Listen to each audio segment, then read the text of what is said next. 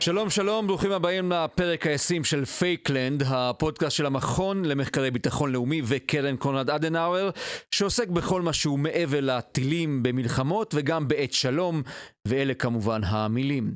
המאזינים הקבועים וגם הצופים הקבועים כבר יודעים כי אנחנו הפודקאסט היחיד בישראל שעוסק באופן קבוע בדיסאינפורמציה, בפייק, בפוסט אמת וגם בסכנות שמהוות הרשתות החברתיות לדמוקרטיה הישראלית, אבל לא רק לה. בפרק הזה אנחנו מארחים אישיות בכירה מטאיוואן, מדינה שמתמודדת גם היא עם מבצעי השפעה חמורים מצד סין בעיקר.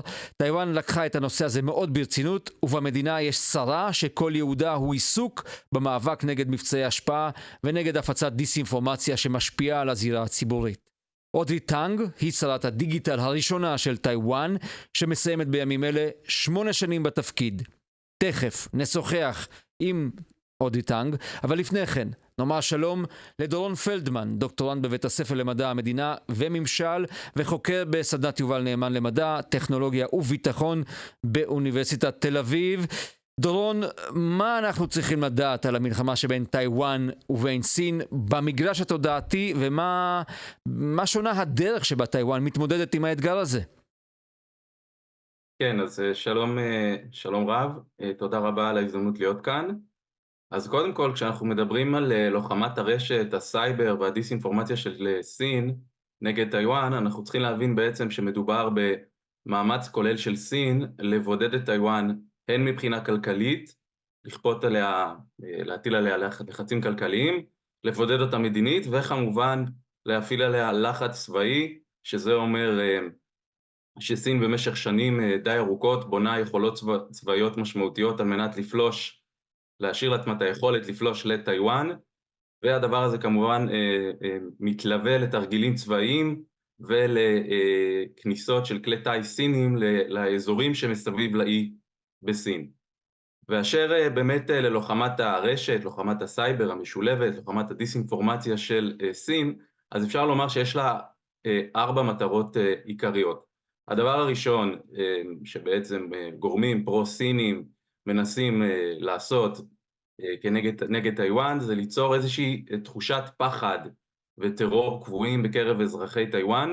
זה מקושר לאותו קונספט מוכר, קונספט הלוחמה הקוגניטיבית, שפיתח צבא סין לא מעט שנים, והרעיון הוא באמת לטעת בתושבי טאיוואן את התחושה שאיחוד עם סין הוא בלתי נמנע, ואם איחוד עם סין הוא בלתי נמנע, אז בסופו של דבר מדוע להתנגד.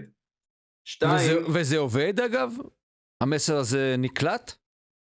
אני אשמח להתייחס לזה בסוף. האם בעצם ניתן לאמוד את מידת היעילות של מבצעי ההשפעה של סין נגד טאיוואן.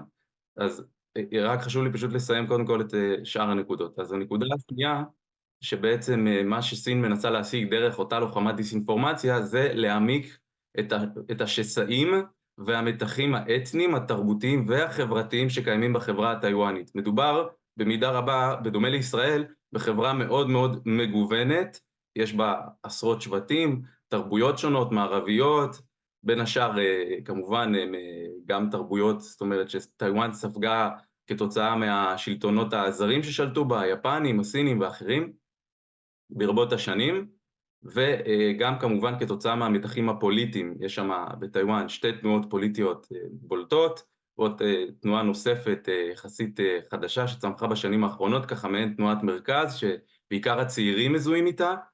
אז ככה על הדבר הזה הסינים מנסים לפרוט ומה שנקרא למנף את המקסימום שהם יכולים לעשות, וכמובן התקשורת בטאיוואן היא מאוד מאוד חופשית, אחת בעצם מהמדינות החופשיות בעולם, גם מבחינת כלי תקשורת מסורתיים, מדיה מסורתית, וגם מבחינת כמובן פעילות של רשתות חברתיות. כמעט אין רגולציה, והדבר הזה בעצם משמש כאיזשהו קר פורה לפעילות של גורמים פרו-סינים כאלה ואחרים. אז זה הנקודה השנייה. הנקודה השלישית, שהמטרות של לוחמת הדיסאינפורמציה של סין, זה כמובן להוביל לפגיעה מתמשכת באמון של תושבי טאיוואן במוסדות ובשיטה הדמוקרטית, ובסופו של דבר לנסות להביא לבחירה של מועמד לנשיאות, נשיא, שיהיה מה שנקרא מוכן לקדם דיאלוג, שלא נאמר פייסנות, קו פייסני, כלפי סין. מבחינתה של סין זה כמובן נוח, מדובר בתנועת ה-KMT, שהיא ככה התנועה המסורתית יותר, ששלטה בטאיוואן שנים רבות, מה שהיה בזמנו רפובליקה הסינית, ובסופו של דבר הובילה את המדינה לדמוקרטיזציה, אבל היא נחשבת לתנועה פוליטית שככה יותר קרובה בעמדות האידיאולוגיות והתרבותיות שלה לסין היבשתית. ומגמה נוספת שנצפתה ככה בשנים האחרונות, וביתר שאת בבחירות שנערכו בתחילת השנה, בחירות לנשיאות בטאיוואן, זה ניסיון לפגוע ולערער את הדימוי של ארצות הברית, כבעלת הברית כמובן המרכזית של טאיוואן, בהיותה בעלת ברית אמינה שניתן יהיה לסמוך עליה. ולכן ראינו, ואנחנו רואים ברשתות, כל מיני סיפורים שמנסים לפגוע באותה תדמית של ארצות הברית. אז זה ככה מבחינת 4 המטרות העיקריות הייתי אומר. 4 מטרות, ואני שואל אותך לפני שאני עובר לאודי טנג, האם הטיוואנים בעיניך, מנקודת המבט שלנו, הישראלית, עושים עבודה טובה? כי ממה שאני יודע, הם לא יושבים ומחכים שהסינים יעשו מה שבא להם. חד וחלק. זאת אומרת, טאיוואן מבינה שהדיסאינפורמציה ברשתות, היא כאן, והיא תישאר והיא תתגבר ותחריף, בטח בעידן של הבינה המלאכותית והבינה המלאכותית היוצרת, שמאפשרת לשפר את היעילות, את התפוצה ואת התחכום של אותם מבצעי השפעה שסין מבצעת. אז הטיוואנים עושים עבודה טובה מאוד, אני חושב שהאסטרטגיה הממשלתית היא אסטרטגיה שלישראל יש הרבה מאוד מה ללמוד ממנה וליישם, כמובן בהתאמות למציאות ולמקרה הישראלי, כי בכל זאת כמובן שיש הבדלים בין החברה בישראל לבין החברה הטיוואנית, למרות קווי הדמיון הרבים. אוקיי, המון תודה, דורון פלדמן, על העדכון הזה, על הפתיחה הזו. אנחנו עוברים עכשיו לשיחה עם אודי טנג. תודה, דורון. Minister Audrey Tang, thank you so much for joining us. It's an honor to have you with us. You just ended a long tenure as the Minister for Digital Affairs in Taiwan. Many things have changed during these years, mainly in the digital area, and the dangers that come with that. Yes, I was digital minister in 2016 already, and the Ministry of Digital Affairs established in 2022, hot on the heels of the Kiev, the Russia's unprovoked assault on Ukraine. And so everything has changed since then. People have now truly realized that in the cyberspace, there's no like the neighborhood of distance, there is only neighborhood of values. So we're really happy to join you to talk about democracy, plurality, and similar values. Well, how is the Taiwanese democracy due to the fact that the Chinese are trying to, to bash you all the time? Well, we have a very strong democracy. The voter turnout for the January election was over 70%. We have 3 major parties in the parliament, none of which has over a majority. And the polarization, meaning how people hate each other across parties, is at a historic level. So I would say that our democracy is functioning very healthily. And in a sense, the polarization, the foreign information manipulation and interference, or FIMI attacks, actually strengthens our antibody. According to the VDEM research, for the past decade, Taiwan has been on the top of the volume received on the receiving end for those FIMI attacks. But once people understand that, oh, it comes from a foreign source and so on, it actually unites us across party lines. Yeah, how deep has China infiltrate the public debate in your country? Have you heard of the English word reunification? Yeah, of course. Sometime PRC, the Beijing regime used that word. But the Beijing regime, the PRC, has never ruled Taiwan for one day. So the re part of reunification is information manipulation. It's without meaning, right? Because when you say you reunify, it means that at some point PRC ruled Taiwan, but that was just not true, right? So that is one message that you often see on the international conversations. The other one, of course, course, is the superiority of authoritarian regimes. For example, in 2020, you often hear that democracy only leads to chaos and only the lockdown, top-down, shutdown can contain the virus. That was a popular narrative back in 2020. Of course, now the epidemic is over. We have seen that Taiwan, New Zealand, many places, and Israel actually did very well without going into the authoritarian mode. So that got debunked. But over and over again, what we hear is always this idea that democracy only leads to chaos. Democracy only leads to polarization. Democracy never delivers. That is the overarching narrative. That's actually trying to brainwash the citizens in a democratic country, telling them, listen, you are living in a chaos. And polarization really is not about supporting this party or that party. It is about making the parties hate each other, making sure that people only take the most extreme views, and so on. And the online and more antisocial part of social media fuels that polarization. So instead of polarization, we need to embrace this idea of plurality, meaning pluralism of ideas, but also building bridges across different cultures, different languages, and so on, so that people can see, for example, during our counting process in our January election, everyone can just film the entire counting process, which is paper only, but we use digital technology, high broadband bandwidth, and so on, to ensure that when the inevitable disinformation attacks about the counting process occurs, all the three parties' leaders can come out and say, no, we have people recording the whole process. It is being watched by the entire participatory regime, and no evidence concludes that it was something like the disinformation attack has said. Of course, eventually, the prosecutors, the investigation bureau did find the people who doctor those films, but even before that investigation was done, people already have antibody in their mind because the party members that they trust have already witnessed that counting process, and so it is debunked across party lines. Can you point out the most dangerous platform for democracy today? Like everybody's talking about TikTok, for example, as one of the most devastating platforms there is. Well, in terms of the user base, in many Western countries, TikTok has over 50% market penetration, meaning that there's more people on TikTok compared to people who's not on TikTok, right? In Taiwan, we're doing slightly better. We only have about a quarter of our population installing TikTok, and only about 1/10 of that consider TikTok to be their main platform. So just about 4%, 3% of people. So in Taiwan, mostly people realize that TikTok is a product harmful to cybersecurity, or harmful product, as we call it. We have banned its use in public sector for 4 years now, and in schools and so on. So people generally understand that if you use TikTok, you use it with caution. And so that is partly why Taiwan does not have that much penetration rate for TikTok compared to other Western countries. But you find it a dangerous tool that the Chinese are using? Well, we to already said infiltrate it's a harmful product for cybersecurity.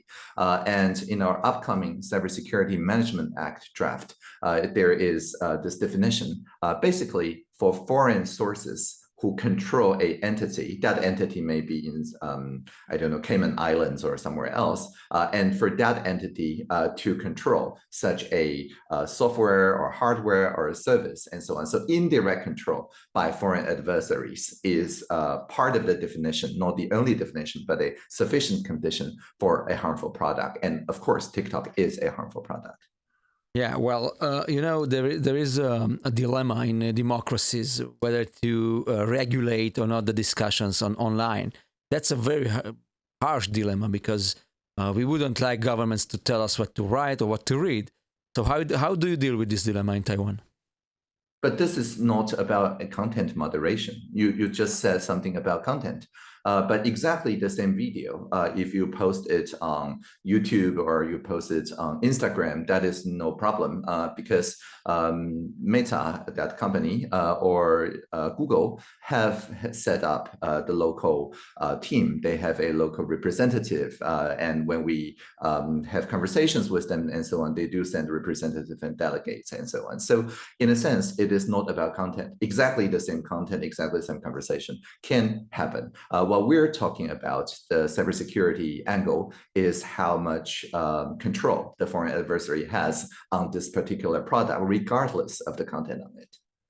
Now, when you talk about how to react, right? I understood from some very smart people here in Israel that represent Taiwan, the ambassador herself, that you are reacting to fake news and to disinformation that is being monitored in 2 hours from the second you know about it, right? It's a policy. How do you do that? It was referring to a few years ago in 2018, 2019, when I was digital minister in the cabinet. We have this two policy.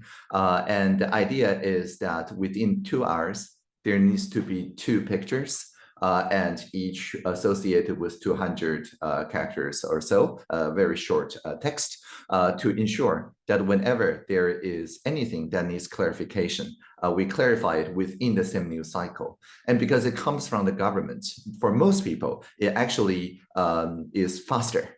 So even though that we issue the debunking later, it actually reaches the majority of people faster, which would not be true if it is like 4 hours or 6 hours after the fact. So this 2-2-2 principle have served us well. And for the January election, we shortened that to 1 hour. So anytime that you see there is something that needs clarification, we roll out clarification within 60 minutes. Yeah. Now, what are the most effective steps that you have been taking to combat influence operations vis-a-vis China, or what can you tell us that works? Because in many ways we are trying to understand, to figure out what is the right way, what's the right path to walk on. Yes, debunking works to a degree, but what really works is pre-bunking. Pre-bunking means that even when something did not happen, you already tell the people it's going to happen, and here is what you should know about it. One example, even before this deepfake AI, generative AI, GPT, 2 years ago, I filmed myself with the help from the Board of Science and Technology Office, a deepfake video of myself telling people, and it's an actor playing me, telling the people something and pretending to be me. And then people finally see how that deepfake is made. And then I tell people that soon there will be AI technologies that makes it indistinguishable, and it can run on laptops, it can run anywhere. And so it becomes almost impossible just by the likeness or the voice alone to tell that this is someone, a celebrity or a politician. And so even before the technology got there, we roll out these pre-bunking video. And this year, I also recorded a popular YouTube course and telling people that now with generative AI, a single robot can pretend to be 10,000 people, and each with their own life history. If you click their profile, do you see them interacting very normally? But then when something happens, they would just go there and have a conversation and astroturf, that is to say, pretend that there is a general likeness or general unlikeness of things, but really it's just a single bot using generative AI. Indeed, before that happened, we rolled out this message telling the people that this is about to happen. So for people who have seen it, it inoculates their mind, defends their mind. And now we're asking, for example, for advertisements, digital signatures need to be placed in order to tell this celebrity that's fake and a celebrity that's really authenticated by themselves. That is in an upcoming draft law of the Anti-Fraud Act. So it's a lot about education, actually. And people tend to be discouraged when they think about the fact that so many bots and so many avatars are taking the place of normal people with normal thoughts. And then you say, if you teach people, young people, how to read correctly what they see or how to watch correctly what they see, then it can change the perspective and then people can fight back. Is it correct? Yes. Yes, in Taiwan, we have a very strong grassroots fact-checking system. And very young people, junior high school and so on, in their civics class, in their media competence class, we say competence because it's about co-creating, not just literacy, which is about consuming. So once they become competent like journalists, they can fact check the 3 presidential candidates as part of their debate or platform and so on.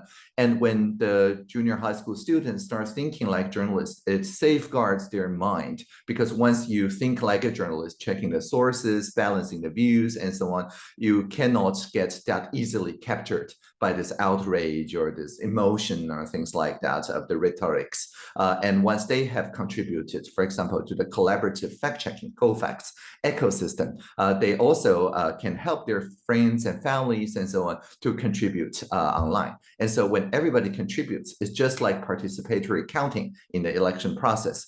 There's the general antibody within the mind, and there's no way for FEMI to grow. Yeah, let's talk about cooperation, international cooperation, because it's pretty important. First of all, do you think that a single democracy, every country, can tackle this problem alone, or we should go to international cooperation between the democracies, liberal democracies all over the world, because we can't beat the system if we work alone? I think on the internet, as I said, we're naturally neighbors if we're both liberal democracies. So it is not about how many kilometers or miles we are away, because just like in cybersecurity, when a virus, when a cyber attack hits our system, as long as you use the same system, the next minute maybe it's you, right? So just like in cybersecurity, we need to have threat indicators sharing. We need to jointly run drills. We need to understand what each other's playbooks are. We need to use the same framework because, for example, we use the word FEMI, which is a framework that's defined in the European Union, and more people use that word simply because not many of these are fake. Nowadays, the polarization attacks do not use factually untrue sentiments. They mostly just amplify the most extreme views. So calling them FEMI is more accurate than calling them fake news, for example. Yeah. So let's try to sum up just a little bit of what we have heard. There is need to cooperate between countries, right, with the same values. We need to have technology that counterattacks in some way with the facts. And we need to educate young people, and not only young people, to learn how to read the new world. So the combination and also contribute to let the young people teach us, not just we teaching the young people. Some of the many young people in Taiwan collaborating on the COFAX platform work internationally already. There is the COFAX community in Thailand, which was started by learning from the Taiwanese network. But now they have thousands of people, young and old, sharing the art of fact-checking in a community spirit with songs and dance and all that, right? So make it a popular culture to participate in collaborative diversity or plurality. And this is how you can counter polarization. So actually it's mind-blowing when I hear it, because I never thought about it. You made facts cool again. Exactly. Make facts great again. Yes. You make facts great again. That's unbelievable. Because, you know, you remember Kellyanne Conway, President Trump's, right hand, saying, well, there are alternative facts. And you shouldn't, make a fuss about this fact. Now we have to go back and tell people, no, there are no alternative facts. The cool thing is to stick to the facts themselves. The cool thing is to stick to the facts and contribute to the community. On Twitter or now X.com, there's this system called community notes. It's open source. Everybody can contribute. It's like jury duty. I have signed up on community notes. And you often see that even though people start polarized, but people who are for the Republicans or for the Democrats or so on can often agree about facts on the community note system, because the system gives the voice to the ideas that speaks across the ideological divide. It gives what we call a bridging bonus, to make the bonus to the bridge makers that can come up with something that's factual, that is of help to both sides of people. So the more that we build technologies on the idea of plurality or collaborative diversity, the better we are to heal the society that was previously divided across ideological or party lines. That's a very cool way to tackle this problem, because if we bring in the young people, then we have an army of those devoted to bring out the facts and not the lies.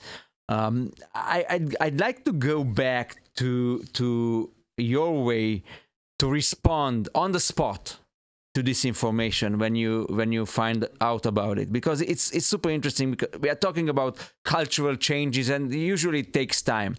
But if you are on the spot, you monitor and then you respond to fake news, to disinformation, then you may have an impact that destroys the lie. Take me back and there. For most people, Let's go back for there. For most people, they see it before they see the manipulation, right? Because if you're just 1 hour later, but you reach more people, then those people also spread this clarification on behalf of you. And so even though that you may be 1 hour later, you end up reaching the majority of population faster if your message is clear enough. And if you go to my Twitter, you will see that I have my likeness, the photos taken of me doing all the memes, right? Like this, or like whatever, right? And so anytime there needs to be a new meme picture, the team, when I was digital minister, can just manufacture a picture of me with a very funny post explaining about the clarification. So this is what we call humor over rumor, and it reaches more people than the disinformation. Well, that's unbelievable. So you became the model, the superstar, the presenter of facts, of truth. Actually, in a post-truth era, clarifications, you became the guy. You became the person that is representing the other side, the right side. Yeah, and how do people connect to this? If you go to threads.net, you can see people tagging me all the time. And I sometimes reply with a picture of me. Sometimes I reply with a voice and I read poetry and so on. So the idea is to respond in the here and now. Whenever people feel that, I don't know what Audrey will think about this and so on threads.net, they just tag me. And then I oftentimes just respond in the here and now. And so again, this is about shortening the distance, reducing the latency from the people having questions and us giving a honest answer. Because if that void is not filled, then there is room for information manipulation attack to enter. But if you always respond honestly in the here and now, there's no room for these to enter. Okay, so Israel and Taiwan. Just, let's try to map the way we can collaborate. We have the Russians and we have the Iranians and we have Hezbollah and we have Hamas and, we have so many enemies that are willing to, to try and destabilize Israeli democracy. China is, they are not focused on us, but how can we cooperate these days? When I visited Tel Aviv, I think I learned also a lot from your way of building a iron dome, right, against foreign cyber attacks. And it is, again, all about threat assessment, threat indicator sharing, and also of this fast response. I remember you having a line like 119 or something that people can call for cybersecurity issues and gets responses from here and now and so on. So I think all these are great ideas that we can think about in Taiwan how to implement. And our ideas like pre-bunking, like this humorous responses in 1 hour or 2 hours and so on are, I'm sure that's something that Israelis can also learn as well. All right. So now we have technology that we know the dangers that we are facing. Like, you know, we have bots and avatars and Meta, and we have Instagram and TikTok and Twitter. Okay, that's for now. Now the new big enemy is coming in. It's named AI. Mm-hmm. Can you share what you have learned about AI in politics, in public debate till now? Mm-hmm. Sure. I mean, one of the main danger, and I already talked about it, is for people to, in very low cost, synthesize thousands of accounts, and each of those accounts look like real persons. So not just imposter of celebrities, but also manufactured profiles that looks like they're interacting normally, right? So when there's a debate, when you see hundreds and thousands of people having comments and sharing their thoughts and so on, maybe it's not thousands of people, it's just one robot pretending to be thousands of people. And if you go to my threads.net account, digitalminister.one, you can see my pinned post is talking about exactly this scenario. So to counter this, we need a strong digital signature. And as I mentioned, Taiwan has a draft act, the Anti-Fraud Act, that requires those large platforms like Facebook, like Google, to require digital signatures so that you can see that this advertiser is actually this person, and there's no way for one person with one digital signature to pretend to be 10,000 different advertisers or influencers. Yeah, well, interesting, super interesting. We are living in dangerous times, right? For democracies. It's interesting times, right? Yeah, interesting. It's an existential opportunity. Yeah, I mean, in Taiwan we have earthquakes. Recently, a very large earthquake. But compared to the similar magnitude earthquake 25 years ago, this time we were quite resilient. The damage was a fraction of what it was around the turn of century, and we got most of the internet back with the help of low Earth orbit satellite receivers and so on. My point being that we know earthquake is coming at all times. Every day there's like 3 felt earthquakes somewhere in Taiwan on average, but we don't know when the next big one will come. So it is this awareness that lets us build more resilient architecture, to improve our building codes, to build resilient internet access, and so on. And so similarly, we don't know what the next wave, like you say, the next big one is AI, but what's next after this generation of generative AI, right? So, so we need to prepare, not in a kind of we're doomed kind of way, but to start acting here and now to anticipate and to pre-bunk those possible threats. Yeah, well, the good news are that there are people like you and your country that are really tackling this problem seriously. We do hope that we will cooperate between countries, because that's super important to be on the right side of history. And the right side of history is the side of the facts and the truths, and the fact that we know what is wrong and what is right.